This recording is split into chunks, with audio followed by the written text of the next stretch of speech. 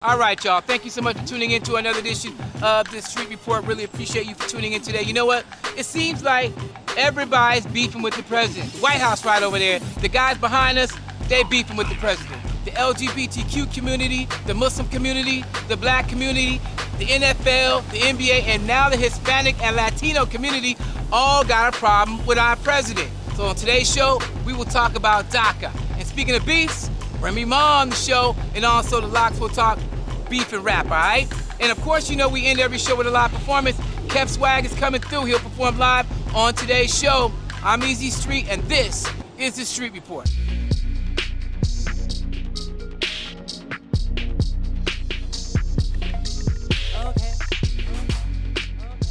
Welcome to the Easy Street Show podcast for TV. Thank you so much for tuning in. That is Ayanta Summers. How are you? I'm good. How are you? All right. That is Sway848. How you doing? One of my favorite MCs in the DMV area. And that is Sarah Bazzi, who is an immigration attorney. Of course, we're here to talk about Daca today.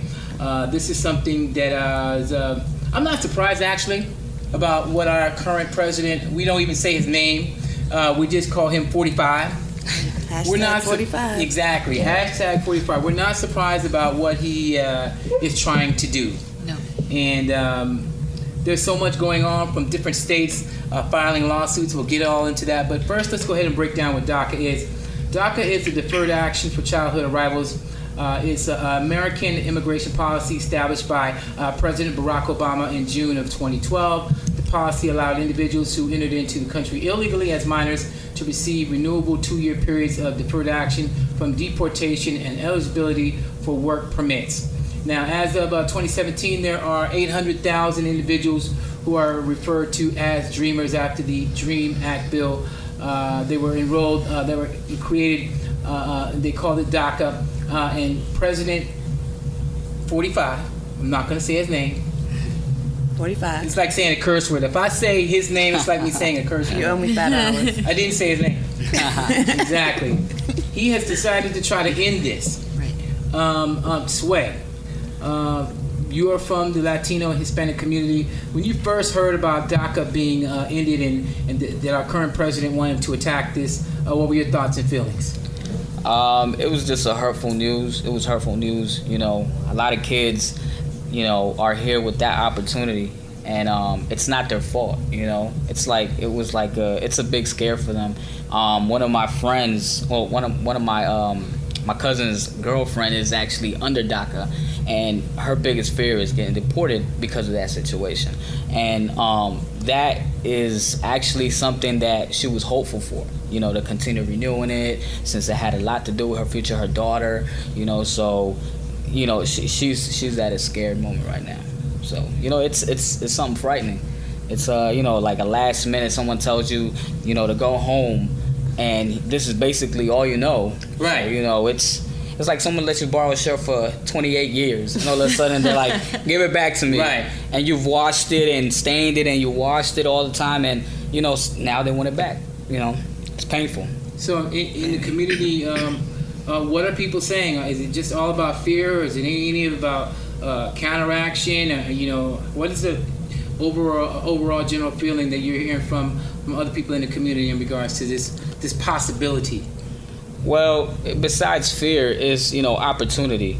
You know, when you grow up here, let's say for an example, you're here, when you came here at 5 years old, you know, this is all you know, and you go, you know, they tell you that you have to go back to your country, and some of them don't even speak Spanish like that, you know? And so you go back to your country, you don't know anything that goes on there. All you know is violence. So, you know, when it comes to stuff like that, you know, it's a big concern, not only for them, but for the parents too. Were you surprised that he even is trying to do this? No. I knew he was going to do something like that, but this is something personal for him. I know that. And it feels like it's something personal because these kids have nothing to do with violence. They want to better themselves. And all of a sudden, he wants to take this opportunity away from them. You know, that's why I feel like this is something personal as far as, like, you know, with the whole wall situation. Right.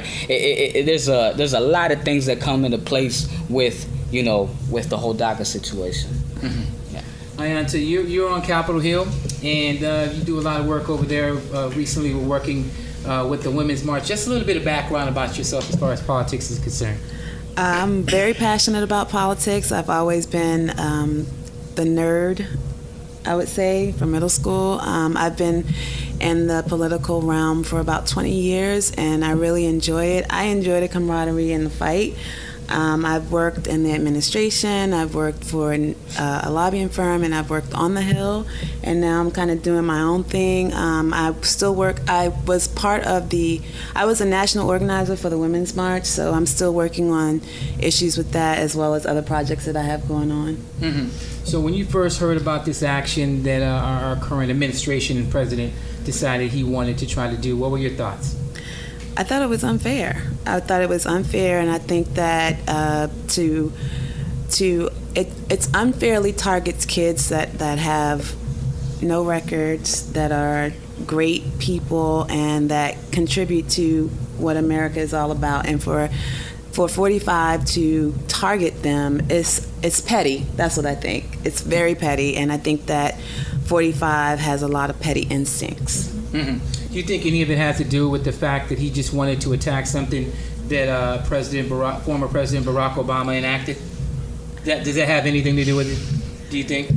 I think he wants to try to be better. That's the way he's shaking his head saying, oh, yeah. I don't want to pin everything. I don't want to say, I think that that's like a lame excuse for him to say. I think that it goes deeper than just undoing what Obama did. I think that Donald Trump 45. I think that 45 recognizes that, that he's afraid that the majority is going to become the minority, and he's trying to do everything that he can to stop that. Okay, so we're going to travel down that path about the making America white again and the whitening of America.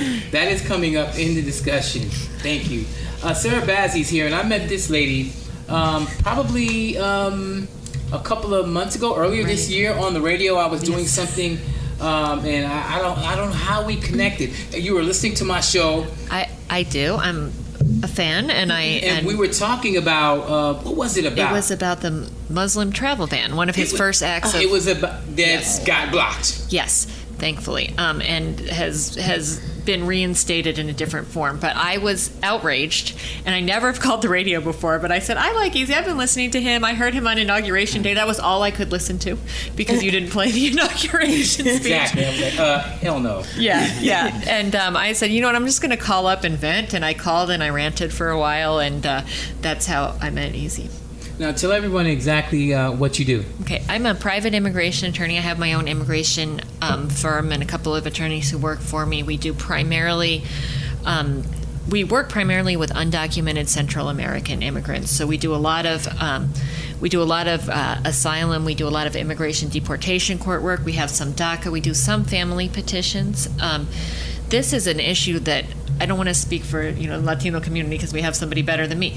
But as you heard right now, this is an issue that affects everyone in the Latino community because it's mixed. Families have people who are citizens, they have people who are undocumented, they have people who have DACA, and this is an act of violence against the Latino family, if you ask. Up next, part 2 of our discussion on DACA, plus exclusive interviews with Remy Ma and a live performance by Kev Swag.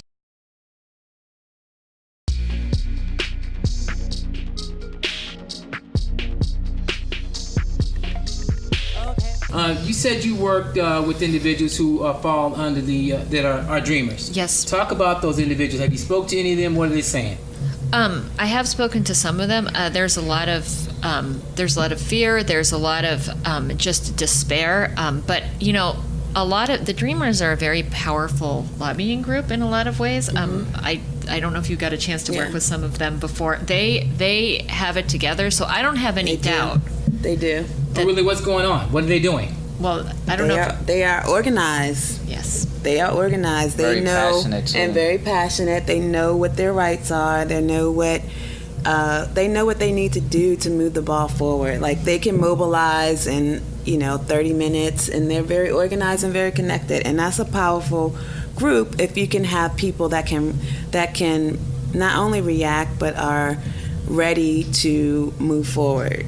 And it's a lot. I mean, I would say we've had this issue has been going on for a long time, and I have observed that this community is very quick to mobilize. Yes. Like they'll have tens of thousands of people out on the streets protesting with signs at the drop of a hat. Like they show up. Once they spread the word, yeah. Once they spread show the up. word, yeah, they show up. And they're very positive, you know. They're very positive. They don't believe that this is going to end. So, you know, the more people that get together, you know, the better for them. They, you know, they won't give up. So, Definitely. Sarah, is the fight on?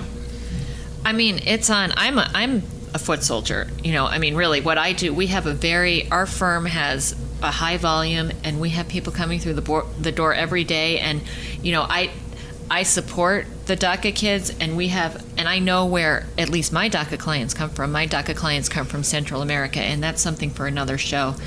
But the absolute violence, the failure of the government to protect its own citizens, the horrific things my clients have suffered, who are just coming here, I don't even have words to explain it. It's the trauma. So for me to imagine, you know, my clients who are mainly Central Americans being sent back as teenagers to these countries that are just incredibly dangerous when they have a target on their back as Americans. Yeah. You know, let's say they got a tattoo. All right, they're going to go and they're going to say, "What gang are you from?" And you can get killed for that. So that's why I say part of the reason I say it's an act of violence is some of the countries where these kids will be sent back. It may mean that they die. It may mean that they're injured. It may mean that their life is essentially over.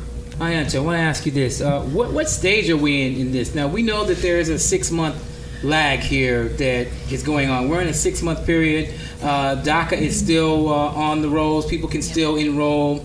But after 6 months, then they're going to stop this. And I'm hearing that our current president, 45, has decided that he wants to let Congress decide this whole thing. Talk about that. So what he did is he signed an executive order, and an executive order goes to like the agencies that enforce the rules. And what his executive order does is tells the agency that this is what I want and this is what I want you guys to carry out. It's not necessarily a law that is In effect right now. Right. It's not a law that's been signed. It hasn't been signed into law, and that's why they sent it back to Congress, because 45 doesn't want to take any responsibility for, you know, having all of this opposition. He doesn't want opposition. He's got a whole rack of opposition already. He doesn't like it. So he is trying to maneuver his way out of trouble.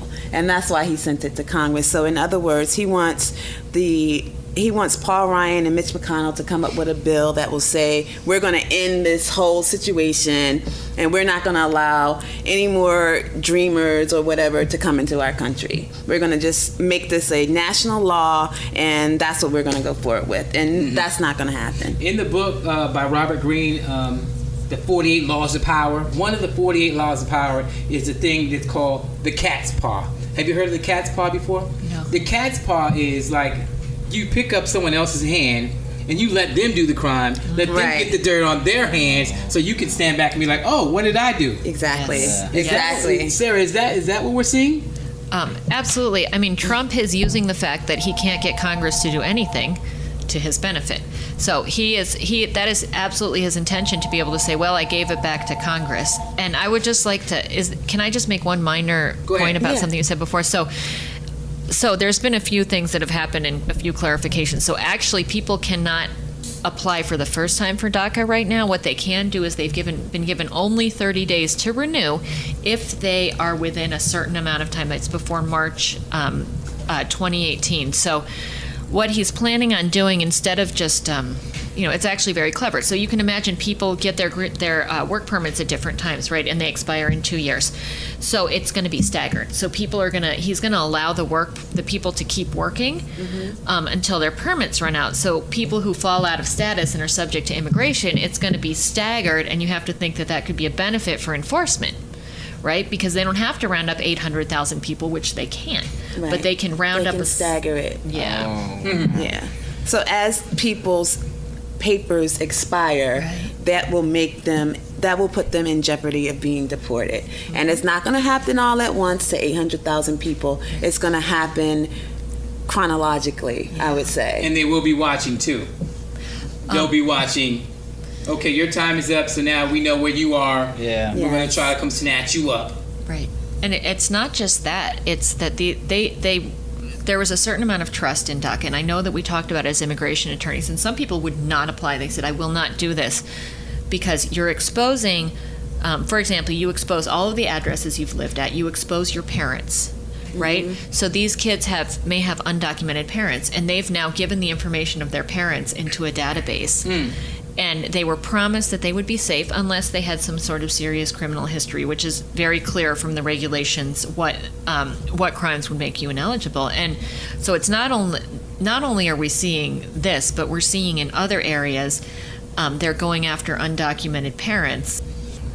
We see a lot of people that don't want to come forward in your community at all anyways. They want to stay in the shadows because of this situation. Is that true? Correct, yeah. Yeah, they can't go to a cop. They can't go to anybody because they can stop you for a second and then have somebody else come and pick you up, ICE. So, anything can happen. So, just like in the black community, we have that in our community too, fear. Up next, our final segment on DACA. Then a live performance by Kept Swag. But first, we'll check in with the female rapper that had beef with Nicki Minaj, that had everybody talking. Nobody that I can think of. No, you don't have no competition? Like right now, You have no competition? Like no, and I don't mean it like to downplay anybody. Like I don't look at anyone else as like especially in the category that we have for the best female rapper. I don't look at just women as my competition. When I go into the studio or when I'm recording or anything, I'm thinking about everybody as a whole: the women, the guys, the dogs, anybody that want to rap at that time.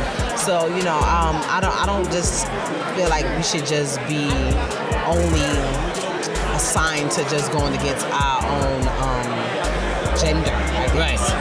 If you're one of the best rappers, usually it's just I don't hear the best male rapper. So are you saying you feel like you're in competition with the guys in the game? I feel like I'm better than a lot of the guys. Oh, really? Like who? Name some names. I mean, I'll let the people tell it. I don't want to hurt nobody. They know who. You know who you are.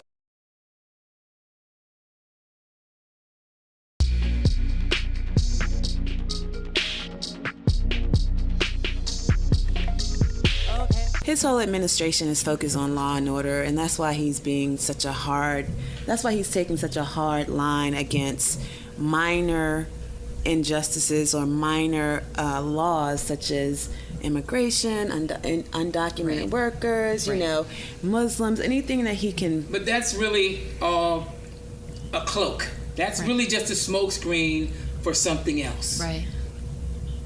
It really is, and we're going to get into that. It's all about making America white again and the whitening of America. Exactly. There are a couple of articles that are out there, fear of a brown electorate, that we're going to talk about, because we know that our Hispanic brothers and sisters and our Latino community is growing exponentially, and we know in a minute they're going to be able to outvote a whole lot of people. And really, I think that is the basis for this. I don't want to get too far ahead, but I want to ask this question of Sarah. Of course it is. Of course it is.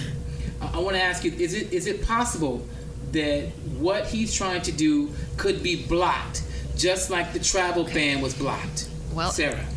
The problem is that it is an executive order, so it has a fair amount of discretion.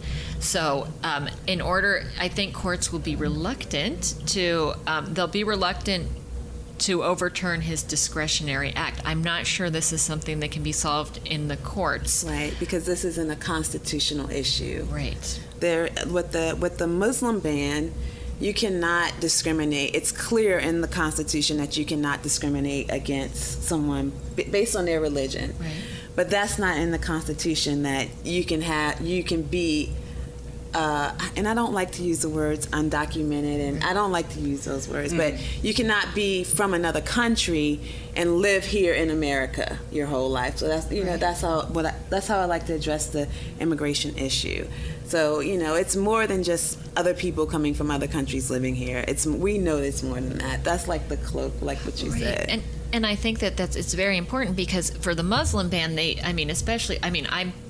I went to law school in Hawaii, and I was never more proud of that when I saw the decisions from Hawaii that were just basically ripping him apart, going to his past statements about Muslims and proving it. Now, I guess an analogy would be we could say here, okay, look, he wants a wall with Mexico. You know, he's going a lot into MS-13 and trying to categorize basically all young Latinos as MS-13 Right. when my clients are all fleeing. Okay, that's why they're here. They're afraid of it, and they're not gonna, they're not gonna join a gang. They want to live. Yeah, they want to live. Thank you. And so we could look at that, but the point is that with DACA there are kids from every country in the world probably, or many countries in the world. Right, so you can't point to DACA necessarily as discriminating on the basis of race because it's such a diverse group. But are some of the DACA individuals, and maybe you can help me understand this because I'm not sure, are some of them not Latino and Hispanic? Are some of them African? Yes. Or some of them could be Jamaican? Chinese. Or Chinese? Taiwanese. They go. Yeah, it's not only Hispanics. Right. So I Yeah. think, we need to make that clear too. Because at first I wasn't sure, but then I heard that some other people from other countries may have been involved. Well, one of the number of this 800,000 too. Of Yeah. course, it's from it's from all over the world. I mean, I have friends that are from the Caribbean that are afraid of this. I have friends that are from Africa that are afraid of this. I have friends that are from, Japan and Asia that are afraid of this because it's a law that affects anyone that's under that status. It doesn't matter where you're from. It's just your status. I want to give Yusway an opportunity to introduce us to this brother right here. So this is one of my guys that I know from since I was like 5 years old, I think I was. Yeah, Since I've known him since then, and we do. We've been doing music together ever since then. This is my boy Trugan. He goes by Wilson as well. So, bruh, talk to us. What do you think about what's being said here today? Man, when it comes to this subject, I'm real passionate about it. I'm like, to the point where I even get angry, and I get into a lot of arguments with people because a lot of people, they don't do their research, so they just come out their mouth just whatever they see wherever. Mm-hmm. Like Facebook, like the fake links and all this, right. And they don't do their research, so they could. So, but I'm very passionate, and it's wrong. I know you asked him how the community feels. Like, I'm in it. You know what I'm saying? And besides fear, it's a lot of anger also, because fear and anger go right. Like these I came here in 1990, like past like during the war and all that, and it was real. You know what I'm saying? So for him to just be like, it's cool. Y'all been here 20 some odd years, 30 years for some. Yeah, y'all get to go back now. Like, there's nothing back there. Like I'm from El Salvador, so everything there is just violence, gangs and violence. And a lot of these, you know what I'm saying, like, we got tattoos, nothing gang related, but you go there, there's a 70% chance that they're gonna check you, and if you don't say the right things, then you're gone. 2 more pieces and we're done. I want to talk about the current news in regards to DACA, and that is the lawsuits.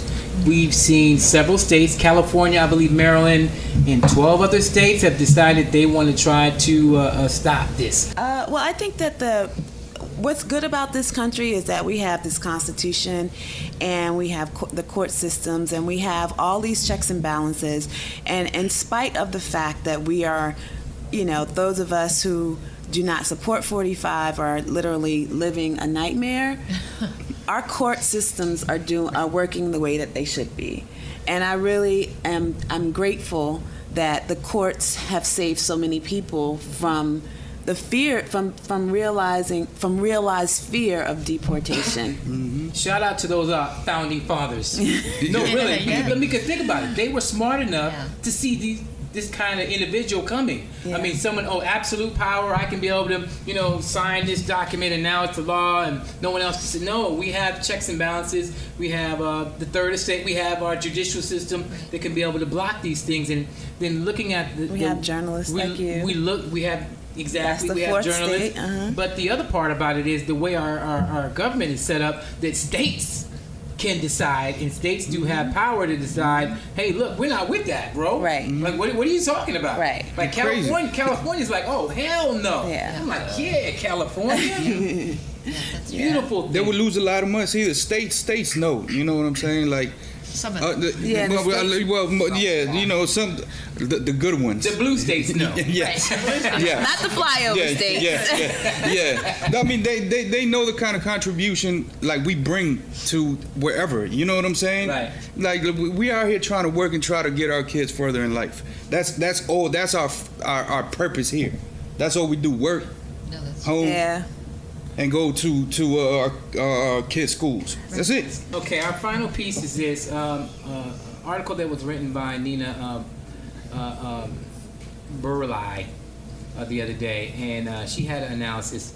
She says that 45's DACA decision is aimed at the fear of a brown electorate. Oh. I'm going to tell you right now, to me, it's racial. Absolutely. Of course, absolutely. Ever since he became president, all of a sudden people came out their closets and brought out their Superman capes or something. Like they decided they got heart now. You know, that's why it's a different topic. But you got the white supremacists coming out of nowhere. You got all these racist people that came out of nowhere, and I'm like, jeez. And they think it's cool. That's the thing. They think it's cool to be a racist. So let me just go ahead and put it out there, not to be on some conspiracy theories or anything like that. But here's the deal, America, pay attention. We already know that they're actually in the minority if you look at it from a world perspective, and every time they mix with somebody of color, we're talking about genetic annihilation of the race of their people. We know that. And in 20 years, there's a book called, I think it's called Diversity Now by Jeffrey, can't remember his name. I have the book on my shelf. I haven't got to it yet. But he says by 2025, 2040, in the next 20 or 40 years, that ain't gonna be that many white people around, bro. And not just in America, but I'm talking worldwide, because they're leaving the planet every time they mix with us. So this is about genetic annihilation. They know if they allow people of color to continue to be in this country at the rate that we're mixing, in a minute, they're not going to be able to have a white president. They're afraid. That's why they do let's make America great again. Well, thing. if that's their problem, can they tell their women to leave us alone? Uh-oh. Okay. Can they tell their women to stay on their side? We'll stay on our side, and we don't have to have these issues. Get them, sister. Get them. Because I don't see no men having babies. Do you? Hey, Kev Swag. Hey, you already know what I'm about to do, man. Let's get it. Swag. Hey, all I do is flex. Hey.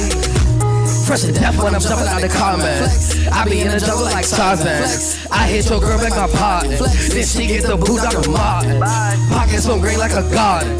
You a broke boy, need a bargain. My shooters by war like a Spartan. I'm snapping, I feel like a Carlton. I'm a young thug, I ain't talking no Jeffrey. I flex like the girls wanna sex me. Work around that shorty wanna sweat me. Got this sauce, they tryna steal my recipe. Like a choker, your chick gon' neck me.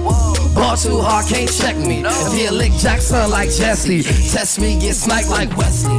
Stick, make him dance, that was Presley. Kill this thing like Jason, leave it messy. My D and your girl like besties. You mad, swear, correct me. Dog in the drawers can't press me. Soda in the kitchen, no Pepsi.